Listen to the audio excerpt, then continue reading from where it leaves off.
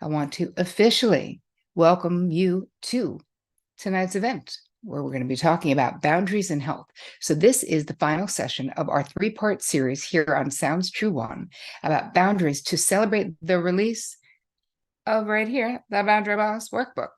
If you don't know me, you just happened to be here. My name is Terri Cole. I'm a licensed psychotherapist, and I'm the author of Boundary Boss and the Boundary Boss Workbook, which is now out. And you can get a copy or two or three or four, because hi, the holidays are coming, plus some big, fat, beautiful bonuses at boundarybossworkbook.com.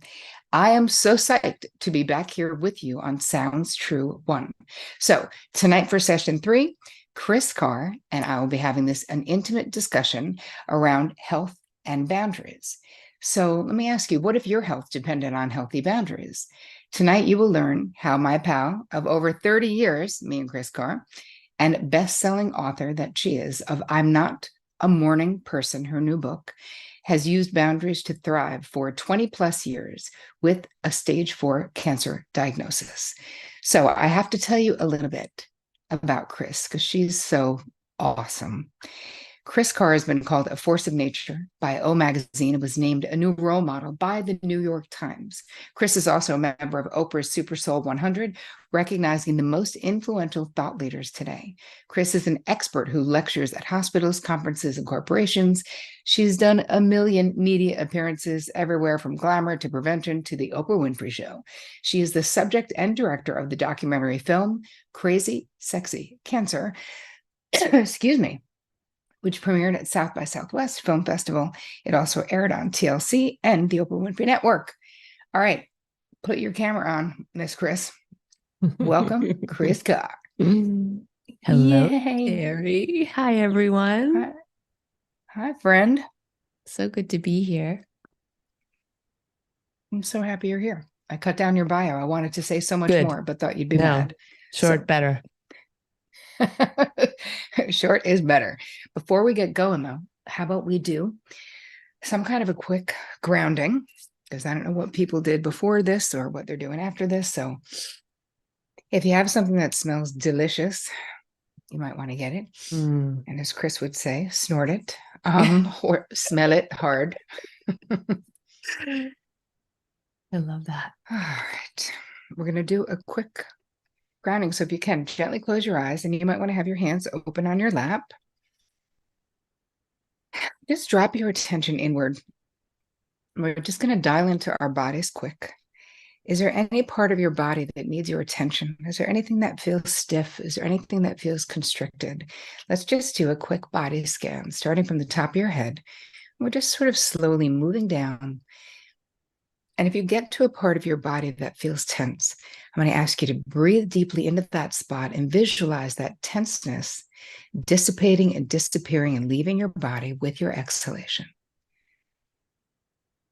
So just move it on down from above to below until you've gone from the top of your head all the way down to the tips of your toes.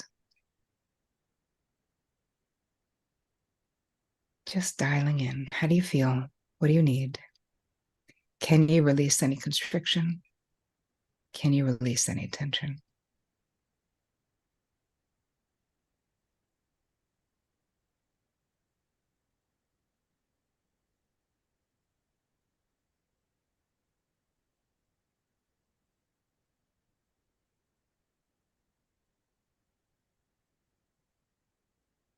And once you've gone from the top of your head to the tips of your toes, I'm going to ask you to put your attention on your heart chakra.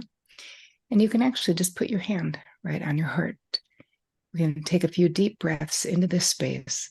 And I want you to visualize that if there's anything that's blocking your heart chakra or anything that might have been hardened around your heart chakra, as we breathe in, it's going to dissipate. It's going to blow up into a zillion pieces and leave your body with your exhalation. So let's breathe in deep and release. Let's do that one more time. Breathing in and exhale. So this allows you to come to this call, this experience with an open heart. And now I'll ask you to bring your attention to your third eye, which is right between your eyebrows and a little bit up. And we're going to do the same thing. We're going to breathe deeply into this spot, because if there's anything that's blocking your ability to see with clarity, that might be blocking your inner knowing, your ability to see things with clarity. We want to remove whatever that is. So take a deep breath into your third eye and release. And let's do that one more time. Breathing in and exhale. This allows you to come to this call, this conversation, with an open mind, which is always a beginner's mind. And last, I'll ask you to set your own intention for our time together tonight. My intention is that you hear something in this conversation with Kris and I that helps you lessen your own suffering or elevate your own joy. And now let's take one last collective deep breath together. We can exhale audibly with a sigh. So we're going to breathe deep on 3. 1, 2, 3.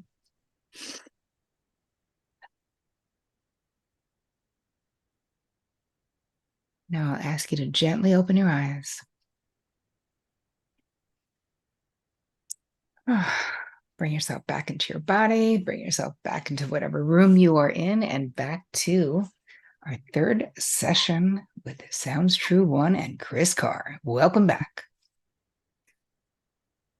Whew. All right. So let's start with you guys who are here letting us know in the comments. Have you ever left a doctor's appointment feeling confused or dismissed or completely misunderstood? Anybody? Yeah. You could just say me in the chat. Do you find it challenging to communicate your preferences with medical professionals? Yes, yes, yes, people are saying in the chat. Me times 1,000, says Anne. Yes, definitely challenging. Yes, yes, yes. Okay, right? Because there's lots of reasons which we're going to get to. But the last question is, do you wonder what to say to your friends?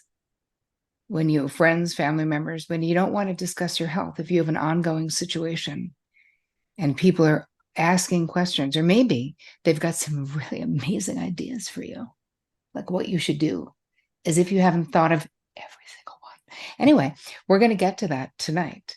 But anyone else have intrusive family members that want to know what's going on with your eczema, or why you don't eat wheat, or whatever it is that is your ongoing situation? All of you who are nodding your head yes vigorously, I see you. So you are in the exact right place at the exact right time tonight. So before we get into answering questions and me asking Kris some questions, let's just bat around the truth that there are so many reasons that it can be difficult to assert boundaries with healthcare professionals and others in regards to our health. So Kris, you've been negotiating the medical world for over 2 decades, living, as I said before, with stage 4 cancer. So what have you learned by being in the trenches for that long about good boundaries and how they impact the care that you get? I think they're essential, because if I didn't have them, I would probably be resentful and frustrated and shut down. And I'm going to these offices and into these rooms for help. And so I want to avail myself of that help. And the only way for me to do it, and this is how I'm wired, is for me to be really clear with what's okay and what's not okay. Because when I'm not clear about it, then I'm missing out on what I'm missing out on the potential healing, quite honestly. Right. It's so true. But for you in the beginning, because you had to make some bold moves in the beginning of your diagnosis, because I was there and I know so many years ago. But can you tell us a little bit about that experience? What were how did you feel, and because listen, you are an incredible advocate for yourself and for other people. Now you're the most educated patient I've ever met in my life, which is why you do what you do. But how did you get there from when you first were diagnosed? Many stages along the way. So we always, I believe, we have the setbacks, we have the comebacks, we have days when we're good with our boundaries and days where we're like, wow, I was my own boundary buster right there. So it's a practice like everything else. But I learned, as you said, in the trench of cancer. So I've been living with a stage 4 cancer for 22 years now. And when I was newly diagnosed, the first doctor that I met suggested a triple organ transplant. The second doctor gave me 10 years to live. The third doctor suggested really radical treatments that would be very harmful to me, but actually might not do anything to the cancer. And so it was because I was in this whirlwind of like literally from one day to the next, one day thinking, oh, I'm healthy, I just don't feel right, to, oh, I have potentially terminal stage 4 cancer. And everybody I'm talking to is saying something different because my disease is so rare that at that time, and still now, few oncologists understood it. Right. And so when I realized that we were sort of all in the same boat together, in some ways, I thought, you know what? I need to be the CEO of my health. I need to hire, I need to fire, I need to be the leader of my life. I need to set up a team, and I need to find my second in command. And so as soon as I put on that mindset, Tara, and you remember those days for me, as soon as I put, and look, I had to fake it till I made it for quite some time because I didn't know what I was doing, but I didn't have faith in the people I was talking to either. And so I was like, okay, put on that cap and then start to act like that. And eventually I found my second in command. I started to build that team slowly over time. But it came with the first step was that decision to advocate for myself and to be in charge. Yeah, and we're really talking about internal boundaries at that point because many of us were raised and have been sort of indoctrinated into this world, this understanding that medical professionals, they know more than me. They're the ones. Who am I to question? Like really being raised, and I have had my own cancer experience, obviously, as you know, that we're questioning what is being said and the way that somebody wants to treat what's going on and the way they're talking to me or treating me. All of that was this massive transformation. Like I had to get rid of the old paradigm of like everyone knows more than me about what I should do. And a very similar epiphany I had around being like, they definitely don't know, and how I feel matters. Right. And I think that is a real shift in how I feel matters, what I think matters. And I don't know, I just fired so many doctors along the way who just were like, shut up, lady. Like any doctor who I got that shut up lady vibe from, I was like, you can't be my doctor because I'm never shutting up. Right. It's so important too, because I think very few of us are willing to challenge the medical establishment, as you said. And it can be so terrifying. So in those moments, I don't know, it's like you got to boundary up, you got to psych yourself up because you do matter. And the thing that I always come back to is I'm the customer and this is a service that I am paying for. I am literally paying you to help me with something. So there is a certain way that you need to treat this customer. The customer is not always right. But like, don't forget the power dynamic. It can get very inverted because of the white coat and the egos that come with it. And by the way, I'm a big fan of traditional medicine. You're never going to hear me bash Western medicine. I feel that there is a place for Western complementary, integrative, functional. But you have to take your power back and understand the power dynamic and shift it. And I think that's if the first thing is saying, I am, I'm willing to speak up for myself. The second thing is saying, I'm willing to stand in my power.